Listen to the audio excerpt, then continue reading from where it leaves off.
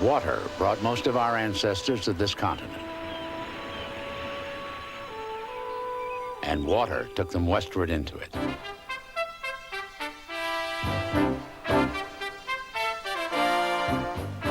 Water was their road to freedom and sometimes riches, their source of inspiration and adventure.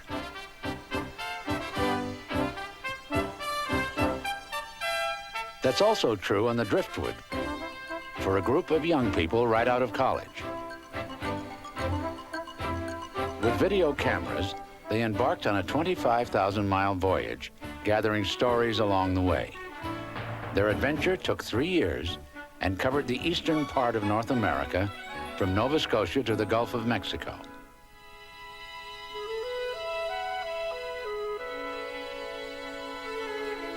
They wanted to find out how the waterways influence our lives, and in turn, what we have done to the water. Travel with them to visit the places and meet the people they discovered along the way. Like the woman who refused to let progress swallow up her town. The students whose classroom is a 750-ton towboat and whose instructor spent 24 years in the regular Navy. And the Alabama city that truly knows how to throw a party, the place where Mardi Gras began. Join them on this leg of the journey as they travel the inland waterways from the bluegrass of Kentucky to the Gulf of Mexico.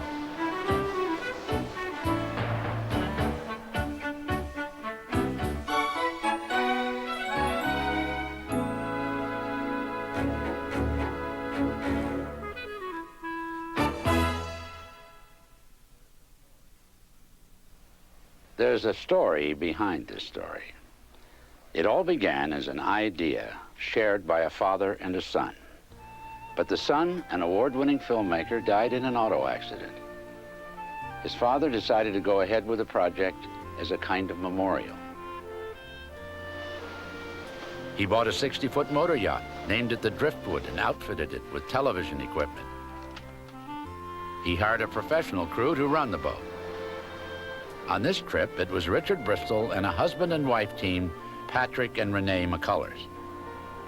Then he selected teams of Canadian and U.S. college graduates, young people who, like his son, wanted to share their discoveries with others. They signed on for about a month each.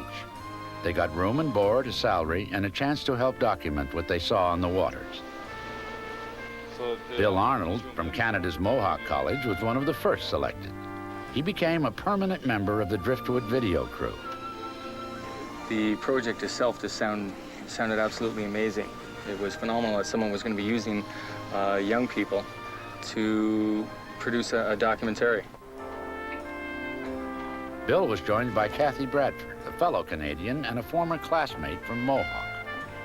Well, since I knew Bill, I went to school with him. I heard some stories about the boat. I expected it to be a very friendly reception, which I got.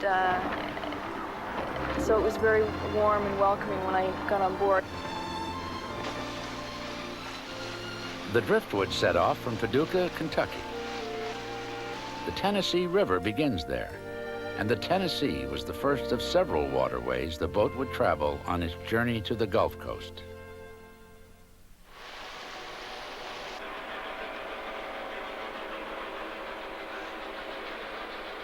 All along the way, the Driftwood crew heard stories about tremendous changes over the last generation. Man-made changes to the waterways themselves, which caused upheavals in the lives of the people who live along them. One of those folks was Bill Cunningham.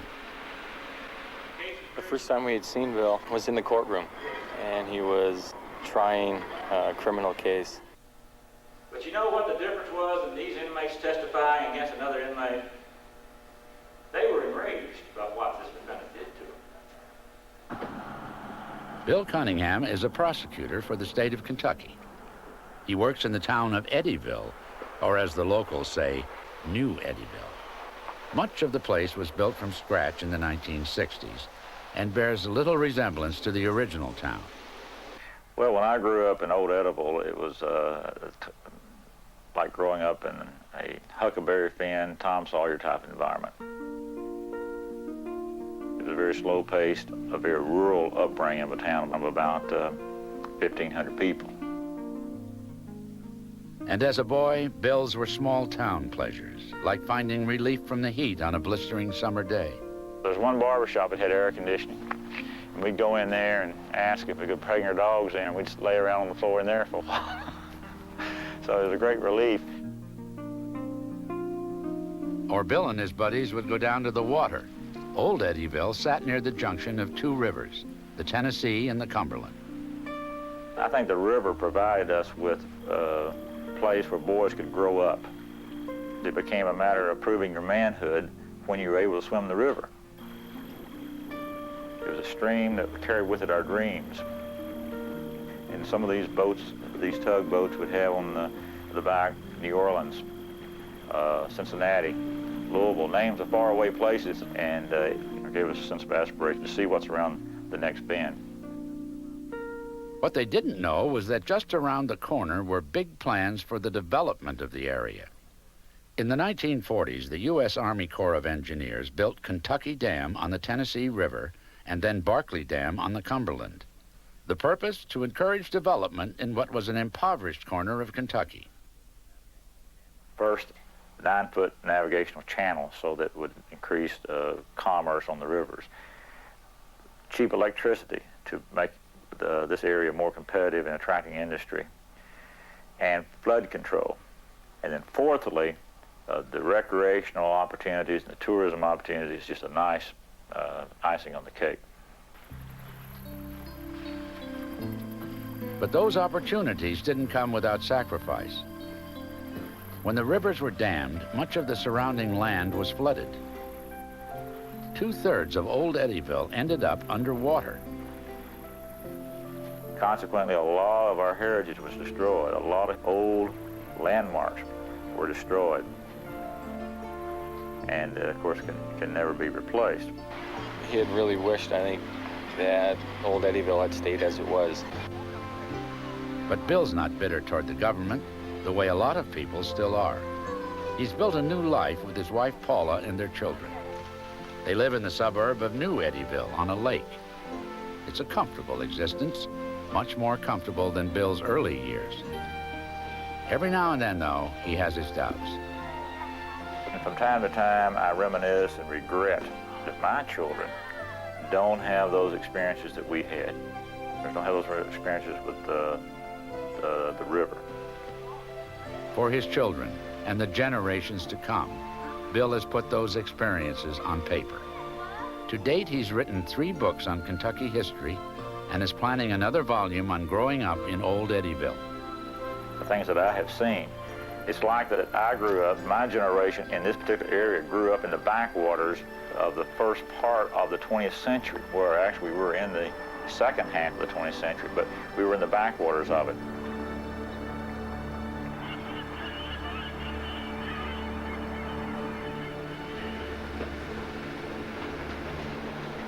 The residents of Old Eddyville weren't the only ones moved out by the federal government. 2,500 people, mostly farmers, used to live on the chunk of land between the Tennessee and Cumberland rivers. When those rivers were dammed and widened, the feds realized the area had great potential as a vacation spot. So they bought all 170,000 acres of the peninsula and turned it into one of the country's largest outdoor recreation areas, a place known as Land Between the Lakes. I think the thing that sticks out the most is there was no residential properties. It's pretty much a huge entire recreational facility. Campgrounds, herd of buffalo on the island.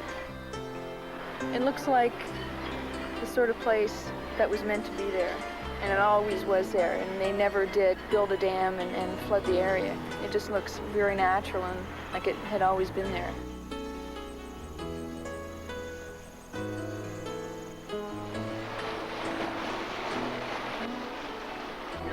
As the driftwood crew continued down the Tennessee, they were coming near to the Mississippi state border. Kathy Bradford was about to get her first glimpse of the Deep South. I had always thought Mississippi would be a mini jungle or something with big cypress trees and Spanish moss hanging all over the place. I think we're all surprised that Mississippi was not as, I guess, as we all had envisioned it.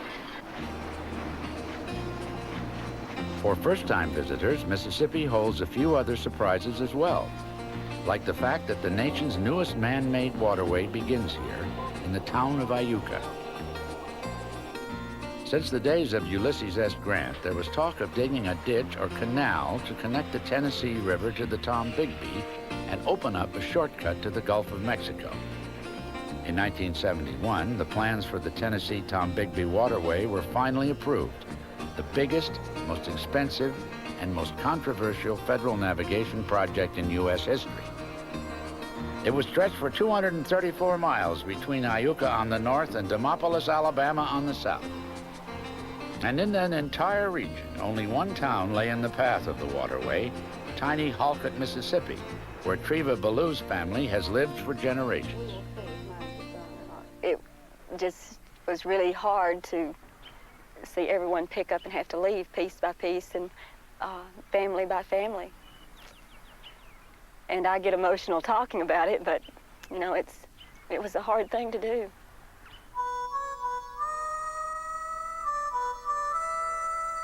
To tell the truth, Halkett wasn't much of a town. A couple of dozen houses, a shirt factory on the outskirts. There was a railroad station, but the trains no longer stopped there. The post office, the school, and the cafe were all gone.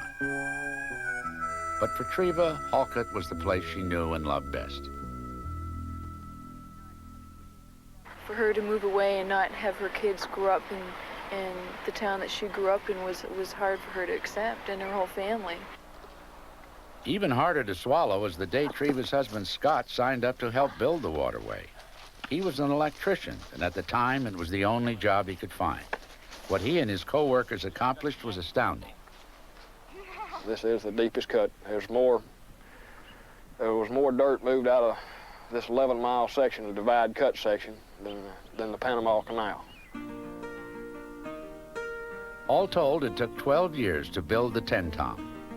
The maiden voyage up the waterway was scheduled for January 1985, and the honor was going to a barge named the Eddie Waxler. Treva made a point of being there when the boat passed through what used to be Halkett, and she and her children, Brian and Mendy, were with her. So I got real emotional, which I'm easy to do that. And I told Mindy, I said, hand me your notebook. So I started to write a little note to the crew, which turned out to be a poem. And when the Eddie Waxler came through, then I dropped it on the barge. It was a bittersweet poem about progress and the price the people of Halkett had paid. I could not stand the thought of thinking that no one in the future would ever know that Halkett had ever existed. Or they could travel the waterway, or they could come through on Highway 25 and there wouldn't be a sign up to tell them that Halkett had ever existed. So with the support of her family, she started a campaign to put Halkett back on the map. She wanted to place a memorial on the site where the town once stood. Donations poured in from all over the country, many of them from people who had grown up in Halkett. Then Treva had to convince Uncle Sam. She had to deal with government officials, Corps of Engineer people, and a lot of different people that in the past, experiences would just more or less shuttle you aside, shuffle you off to the side, but Treva said, no, I'm not going to allow this to happen. You know the phrase you've always heard, it takes the act of Congress to get anything done. And in this particular project, it did take an act of Congress. And in May of 1986, the Halkett Memorial was dedicated. A lot of townspeople showed up for the ceremony. It salutes the sacrifices they made, and it gives them a feeling of pride to know they have been a part of it, that they were not left out in the sacrifices they made. I think in the future that this waterway is going to provide jobs for my children, hopefully my grandchildren. I think this waterway is going to be a great asset to this area, our state, and our country as a whole. Treva would like to believe that too, but her heart has a mind of its own. It's still a little shock, you know, when you come around that curve and there is this wide open space and there's no houses, there's no stores, and it's just all just quiet. You know, it's just a silence.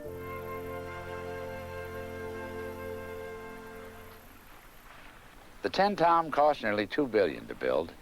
Critics charged it was nothing more than a boondoggle. Supporters said nonsense. It would be a boon to the entire country. Among other things, it would create much-needed jobs for some of the poorest counties in the nation. On that point, they were right. A lot of businesses have sprung up along the waterway, including the Aqua Marine Dry Dock, where the driftwood stopped to have a propeller repaired. The repair was going to take a while, so the driftwood crew had some time to kill. At lunch, they met a man who claimed to know a lot about local history and local attractions. One of the places he described sounded so unusual they wanted to see it for themselves. So he drove us out, and I guess it was about a half hour's drive, and all the way we were thinking, well, this guy's nuts, there's no way. And finally get out there, and here's this big sign, you know, Coondog Cemetery, and all these little grave sites with crosses and you know, the names of the dogs and the dates, and it was like nothing I've ever seen before. A man named Key Underwood started the cemetery in 1937 when he buried his dog Troop. Some people may find the whole idea funny, but it's no joke here. Coon dogs are valued because the hides of the raccoons they hunt are worth anywhere between $15 and $30. And I was just amazed when we pulled up how many gravestones there were. And had little names on it, Rusty, and died this date and to this date, and the best coon dog you've ever seen, or the best coon dog someone could ever have. It's genuine, and it's authentic, and it's right out there in the hills of Mississippi.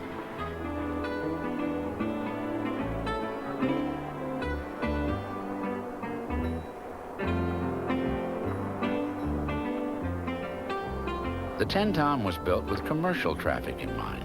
Planners figured it would be a godsend to shippers east of the Mississippi because it offered them a shorter, more economical route to the Gulf, as much as 800 miles shorter, or about 8 days travel time. So a lot of people have been surprised that commercial traffic is way below projected levels, in part because the locks along the waterway are too small to accommodate big barges. Instead, the waterway has been discovered by pleasure boaters who are tired of the congestion on the Mississippi. And that's been a boon to one family who had the foresight and the sheer luck to invest in the right kind of business.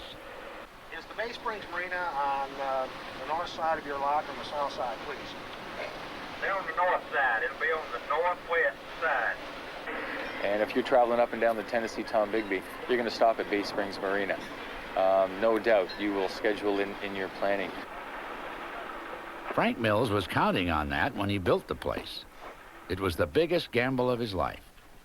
He moved his wife, 4 grown children and their spouses, and a couple of grandkids down here from Warren, Ohio.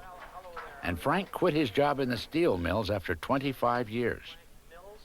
The last thing I talked to my superintendent, he said, well, Frank, he says, you know the bait store business ain't too good. He says, I'll have you on the schedule for Monday. Now, I don't know whether he still got me on the schedule for Monday or not, but that's the way I came. I handed him my white hat, shook his hand, and says, so long. And finished up on a midnight turn at 8 o'clock in the morning and walked out and got in the car and drove to Mississippi. And his boss wasn't the only one who thought Frank had lost his marbles. His wife, Virginia, had her doubts at first, for good reason. When we came here, there was no water in the lake, nothing. It was bone dry. a couple of bulldozer tracks coming down in the marina. And we got our name on the proposal list and made a proposal on the marina. And how we got it to this day, I don't know. Man, the good Lord smiled upon us. And today, Frank runs his own little fiefdom. There's the marina, a huge new campground, and a machine shop where one son, Chris, is the mechanic. In fact, the whole operation is a family affair. That can get a little sticky at times, but Frank's found a surefire way to settle disputes. I'm Dad, and I make the policies for the company.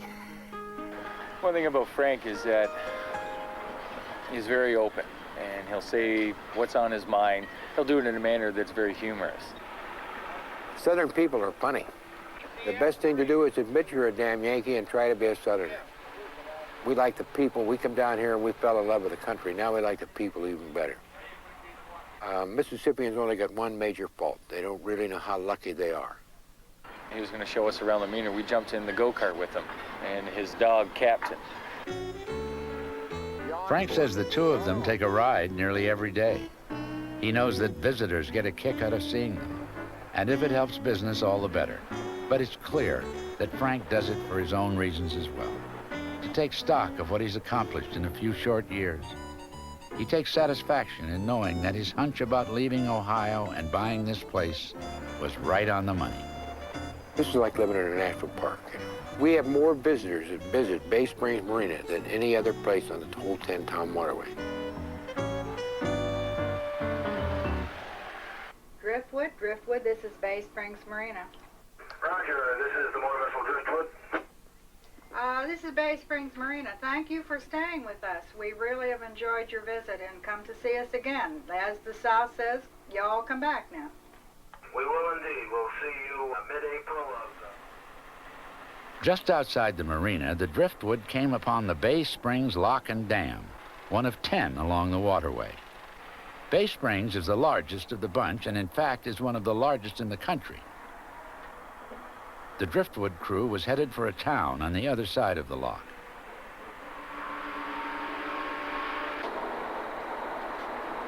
In Columbus, Mississippi, we talked with a guy who ran the Golden Triangle Votech School for tug and barges.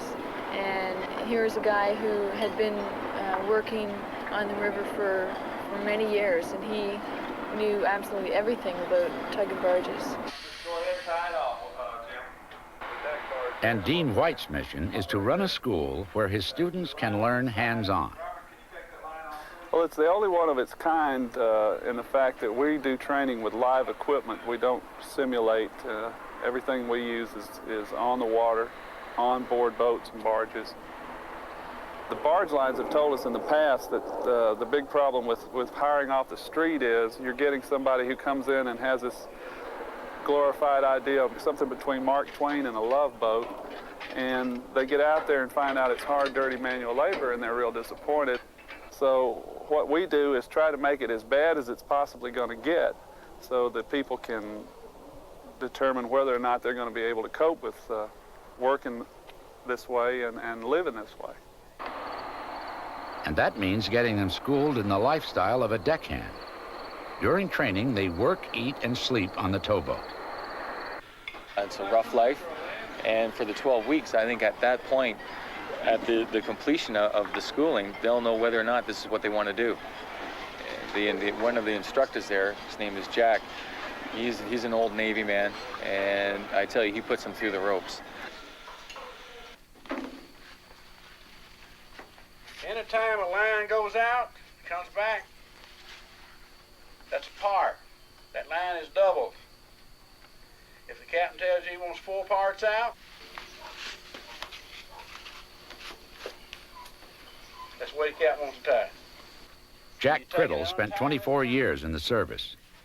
He quit when he saw the old Navy slipping away. They used to be iron men and wooden ships, and now they've got candy men and iron ships, so it just got tired of babysitting, you might say. So Jack's back among the men and occasional woman of iron. So I got the port to set on. Just a line underneath the arms will cut you. A lot of the students are disadvantaged kids, many of them from poor rural areas.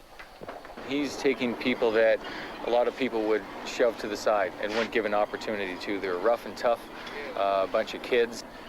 And the way I heard about this place was in Greenville, Mississippi. I went to the unemployment office. See, I kept bugging them about wanting to get on boats, and nobody wanted to hire me because I didn't have no experience, and all of a sudden here's this school. And we can give them 12 weeks of training here and put them out in the job market, making a salary equivalent to someone with a 4-year degree from college. And barge companies have been so happy with graduates from the school that Dean White can't keep up with the demand. Ironically, most of them aren't even working on the Tennessee Tomigbee. They're on the Mississippi and other rivers, on board deep-sea tugs in Africa, South America, and the Caribbean, and working on oil platforms. That's what Larry Johnson wants to do. I hope to go to offshore when I leave here, hopefully, because I have a brother-in-law. He worked offshore for Ortico, and it makes good money. It's rewarding, maybe not as much in pay, but in knowing that other people are learning the skills that I've developed over the years. It didn't go into waste, and these young kids, most all they need is actually an opportunity and somebody that really cares.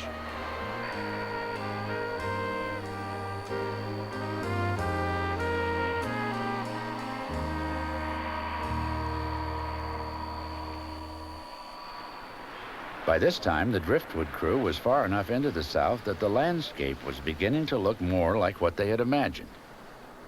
Finally, we turned around a bend, and there was this great big old antebellum house, and run down looking. It looked like it had been there vacant for 50 years or so. And coming upon that particular home with the antebellum architecture was just, it was very ominous.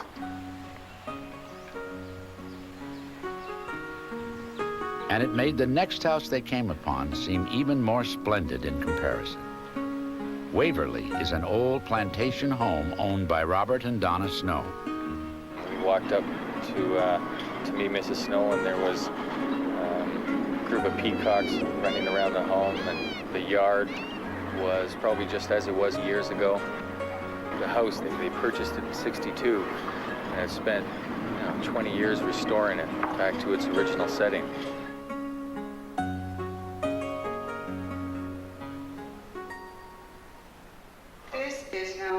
Egyptian room. There are very few buildings in this country that have Egyptian architecture. And they're so proud of their handiwork that they give their own tours of Waverly. Besides, the visitors' fees help pay for the renovation work that never seems to end. Yes, there's a hope chest, a bride's dowry trunk. And you'll notice it has little flowers on their initials and the year 1866.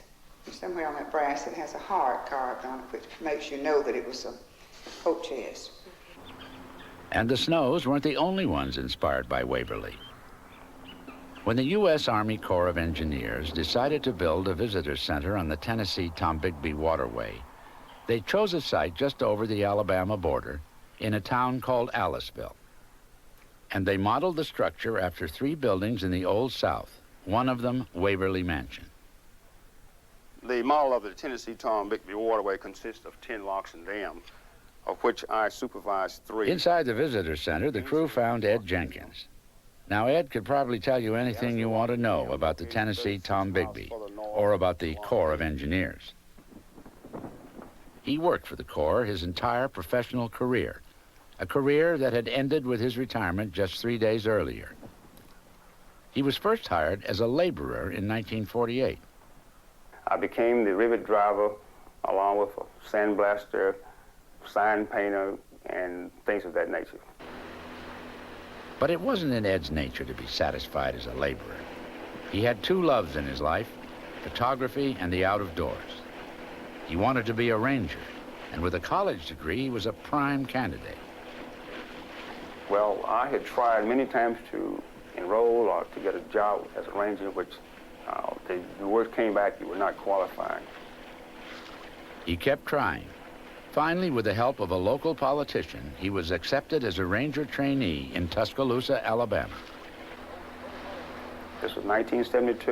In 1977, I became chief ranger. In 1979, I became manager of the Ellisville Resource Office. All along, he kept up with his photography. He was good enough to have gone professional.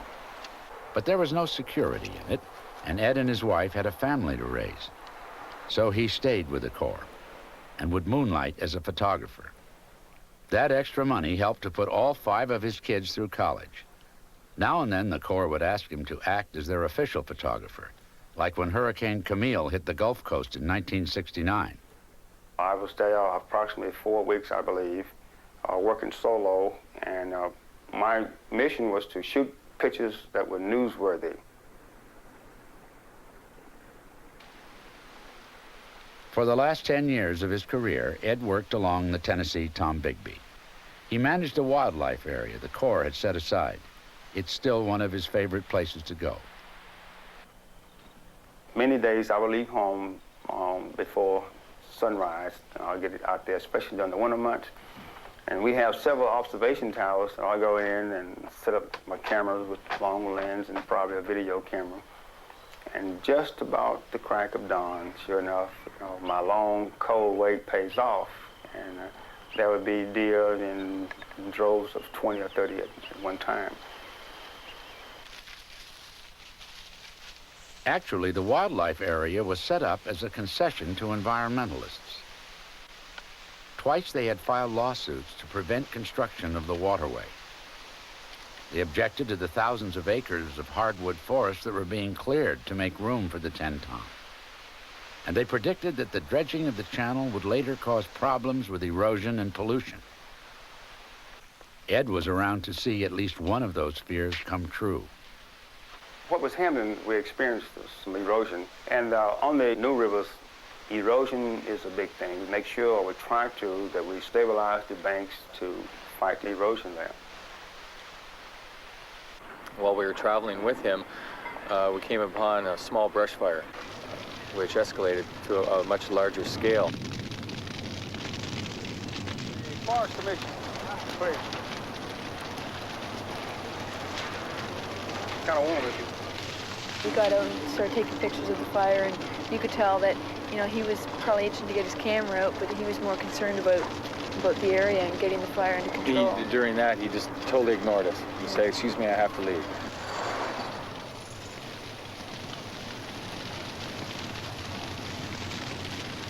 By the time the fire was extinguished, Ed was eager to develop the photos he had just taken.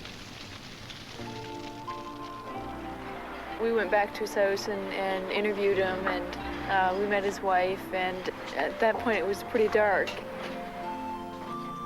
And about this retirement business, well, Ed's still not used to it. But when he looks back on the last 40 years, he likes what he sees. And I feel like that I've been successful. I have accomplished quite a bit. I think it was a test of strength and fortitude, among other things, that perhaps have brought me this far. I'm not really sure where I'm going, but I sincerely feel that this is a new beginning. After they left Ed Jenkins, the Driftwood crew readied the boat for the next part of their journey. They had decided not to make any more stops along the Tennessee Tomigbee, but to head straight down to Mobile, Alabama, and the Gulf of Mexico. It gave them a chance to catch up on chores and to reflect a little. I think one story that seemed to stay with us throughout the entire trip down the Tomigbee was the plight of the people who had lived there. A lot of them have had their roots where they were born and raised removed from them. And on the outskirts of Mobile, they came across a community that is facing the same sort of battle right now. What I was surprised to hear, and I'm sure a lot of people would be, that it was called Africatown. It was named after the people who settled it, a group of slaves brought over from Africa. Helen Jackson knows their story well. In 1859, the summer of 1859, June of 59, as a matter of fact, one of the Myers brothers reportedly was standing along the waterfronts here in Mobile, state docks, and he was talking to another gentleman, and they decided to make a bet, a wager, that he could bring in a cargo of slaves into Mobile without the federal marshals being aware of it. At that time in 1859, slavery was outlawed. Despite the ban, Mr. Myers hired a ship and crew to go to Africa. They went over and bought 118 or more slaves from the Dahomey, which is on the coast of Benin. So the Dahomey warriors had taken my people into captivity. The ship docked close to where a paper mill now stands. One of the slaves aboard was Helen Jackson's great-grandfather, Orsi Kibi. He and about 30 of the others were sold to a nearby plantation. They spent a couple of years in slavery and were freed when the Emancipation Proclamation was signed. Some worked in the mills and the factories around. You had a lot of sawmills and factories around in this area at that time. And they worked for like $1 a day. Some say 99 cents, $1, 90 cents a day. And they bought the property from the Myers brothers. It was a very fertile land. It had a lot of marsh and woods, and they cleared the land, and they made huts, just as they had lived in Africa. The descendants are still living there. Some of the homes that were originally built by the African slaves are there. I think that's their biggest problem right now is trying to keep that community to stay that way. And they've got industries and other residential houses just literally surrounding them and trying to move into their neighborhood. The one that worries Helen most is the Scott paper mill. When I was a child, it seemed as if Scott was a long way down the street. Now I can look at my back door and Scott's at my back door. So they're constantly coming closer and closer to my house, you see. They would like to take my house. Helen's afraid of a repeat of what happened a few years ago. Her uncle's house was torn down to make way for a bridge the state wanted to build. Helen knew that wouldn't be the end. Africa Town has become prime real estate, and there has been increasing pressure to take over the land. Now, it's ideal for industry because you have a railroad system that runs all around the community. You have land, you have water. That's ideal for cargo. You can bring cargo in by either railroad or ship or boat. So, like Treva Ballou up in Halkett, Mississippi, Helen taught herself how to buck the system. She lobbied state politicians and got them to declare Africa Town an historic settlement. Now she has bigger plans to turn it into a state park. That's something that'll take a lot of doing. She showed us around Africa Town. I was a little shocked. It wasn't a very clean neighborhood. They're really going to have to concentrate on cleaning up the community and making it look like something that should be preserved. But to Helen, what Africa Town looks like is far less important than what it represents. Something should be left behind to let the whole wide world know. We were here. We were here. We came over on a ship. We were uprooted from our home, our land. We came over on a ship, and we sold this community, and look what we did. You know, look at our descendants. Look at our people and what we did.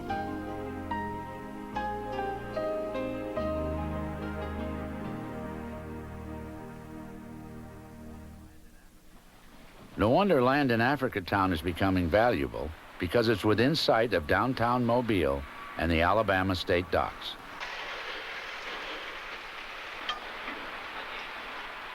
Within the last few years, the port area has been completely modernized to a tune of $232 million. City leaders had anticipated a surge in business from the tin town. But the Waterway hasn't delivered on its promises, at least not yet. The Driftwood had its own business to conduct in Mobile. It was the end of the line for Kathy Bradford, and she was leaving the boat. Two others were coming aboard. Tom Miller from the University of Florida and Moss Kramer from Iowa State University. Lucky for them, the Driftwood hit town just in time for the party to end all parties, Mardi Gras.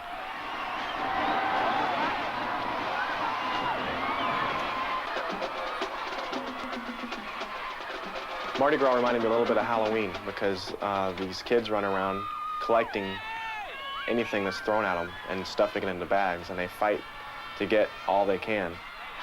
And it's kind of weird it's almost frantic, it's almost dangerous. And it's the biggest event of the year in Mobile.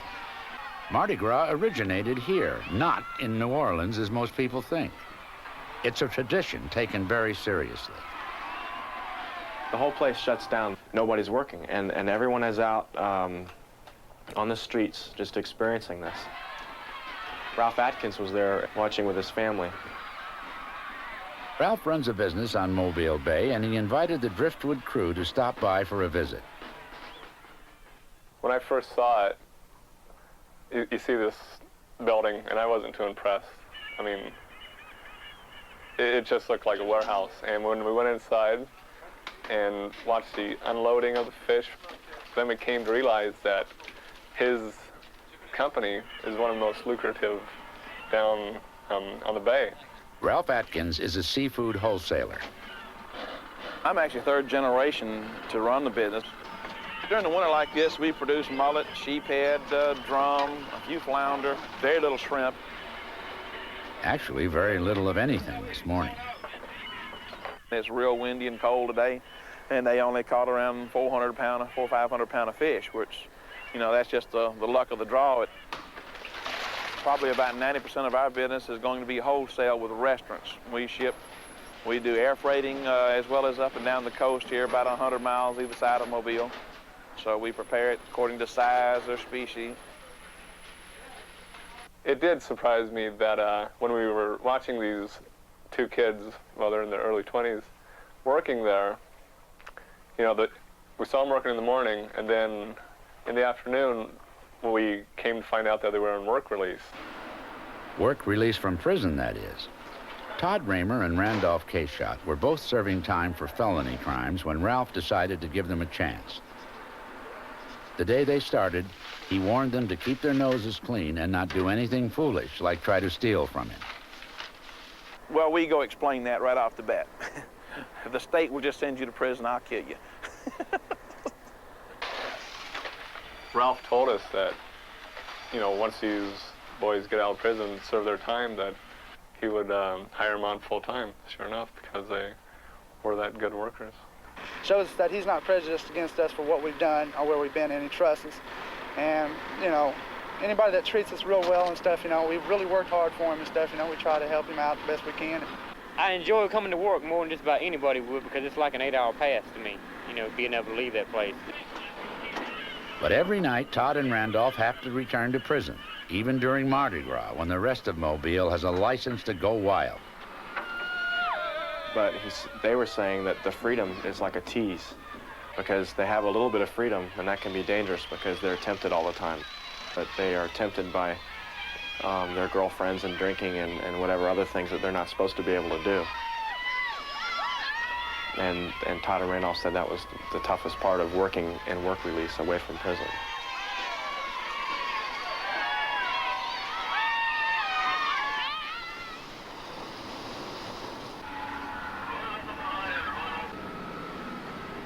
The next morning, while the rest of the city slept, the Driftwood left Mobile. They were headed out to the Gulf of Mexico and then a bit west, but it was very slow going. And that was the foggiest day I had traveled. And it's weird because it's like you're in your own little world there, because you can only see 10 or 12 feet around you.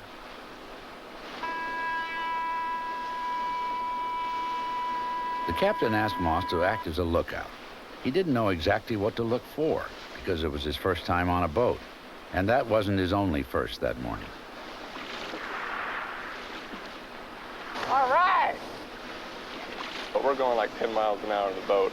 These dolphins are less than a foot away, right in front of the boat, just jumping, going with the boat. And every now and then they look up at you with one eye, and it's just like they're playing, and like they know that you're there watching them. And so I was pretty amazed. Dolphins are a pretty common sight in the waters off Biloxi, Mississippi. But that area of the Gulf is also no stranger to the angry face of Mother Nature. It's famous for its hurricanes also. And that was just what we intended to do, is find out about the hurricanes that the Gulf produces. And that was en route to Biloxi, where we met a gentleman by the name of Bob Stein. Bob Stein is the publisher of a local paper. And he's been living in that area for a long period of time, and he's withstood 2 or 3 hurricanes. Working on it right now. Thank you. Okay. Bye-bye. So when the weather people predicted a big storm for August 17th, 1969, Bob Stein took it in stride. He boarded up the windows on his house and was prepared to sit it out with his wife and 10 kids. And then they began saying to forget what you could do, and really, if you could, pack up and get out, leave, go north. And the other people here that were already prepared, they just didn't believe that, because they had been here through 3 or 4 or 5 storms, and they never had to leave before. So I guess we had the same attitude.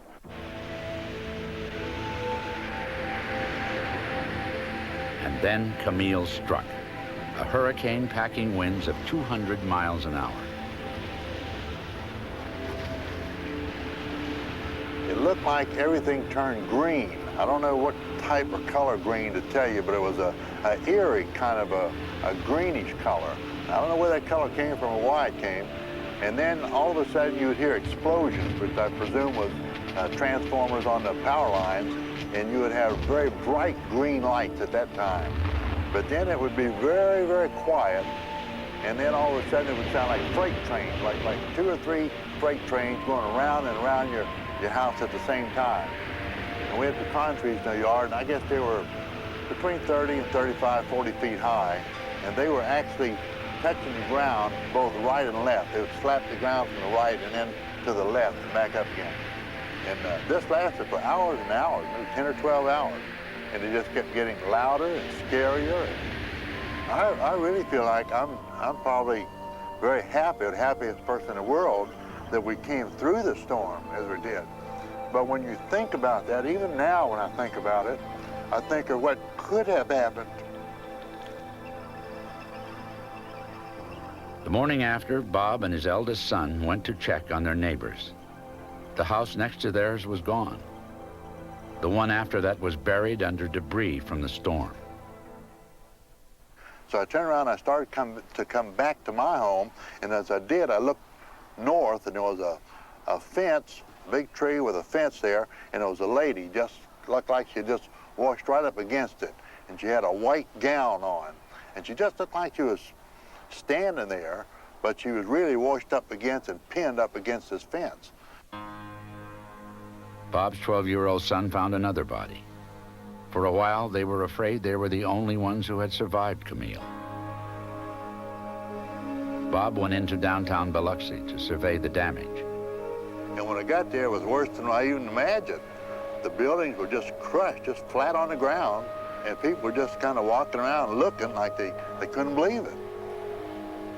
Camille caused $1.5 billion damage and took 132 lives. It's been called nature's most horrendous act of destruction in the modern world. Everyone on the Driftwood crew was moved by Bob Stein's story, but Bill in particular. I have a slight idea what he may have lived through when we made a passage in the Gulf of Mexico.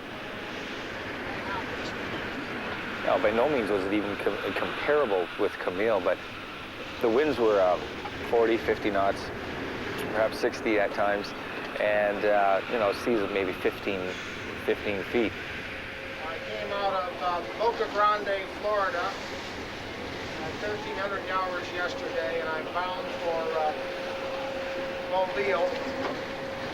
But in view of this and the rapidly accelerating weather, I'm making for Apalachicola, and we're taking quite a beating, but we have no emergency to declare.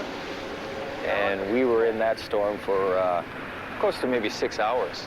And after about the first hour, you know, you're saying that let's just make this over, let's get this over with and get to shore.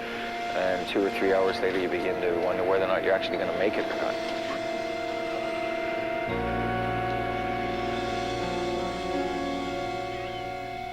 And in Biloxi, longtime residents divide their lives into 2 periods, BC and AC. before Camille and after Camille. The trauma of that experience changed them, and it changed their town, too. Well, really, in some aspects, it looks a lot better. In some of the places where there were some houses torn down, there's big new hotels, and there's new motels up and down the beach. And I think it's more modern, more new buildings. Bob Stein still lives there, and the hurricane didn't force him to run off. And I think a lot of people who have experienced hurricanes along there still live there. And it's just something that they are ready to deal with.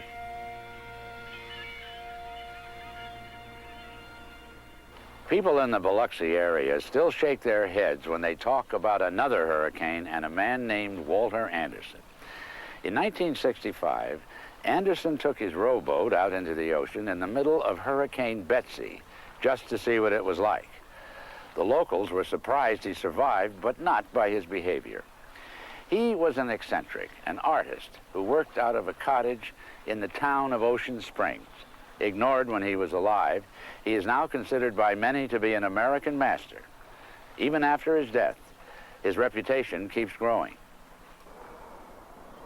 His story was told through his wife and one of his daughters.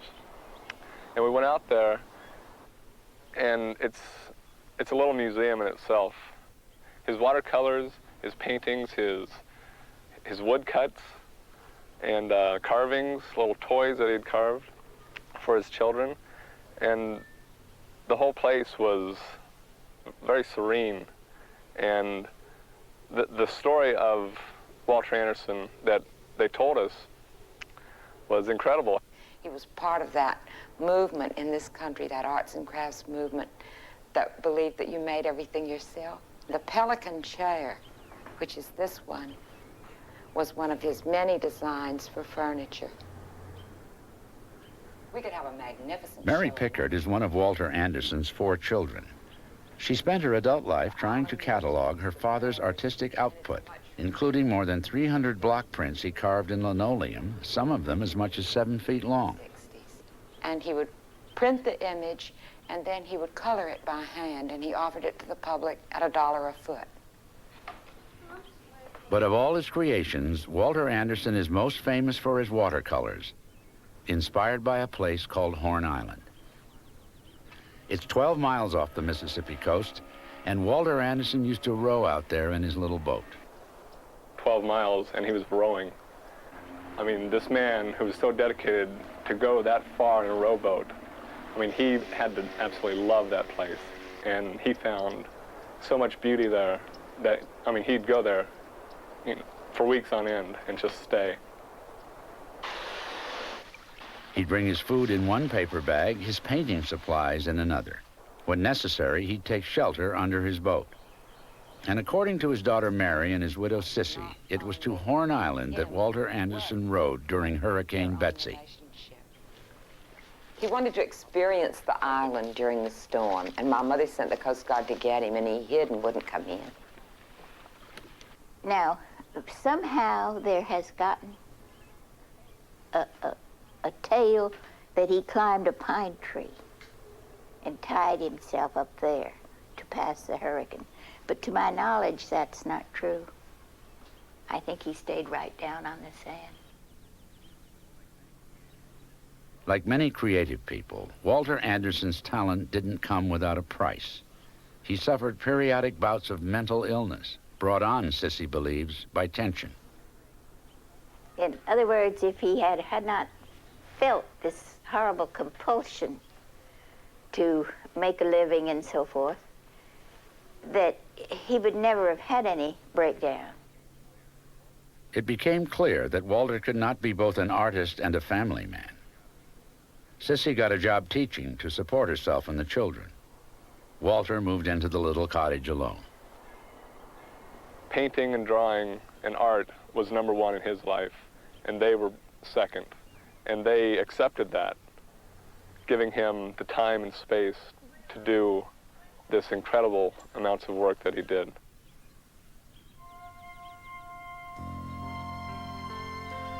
The extent of that work was not known until after his death. There was a room inside his cottage that no one was allowed to enter.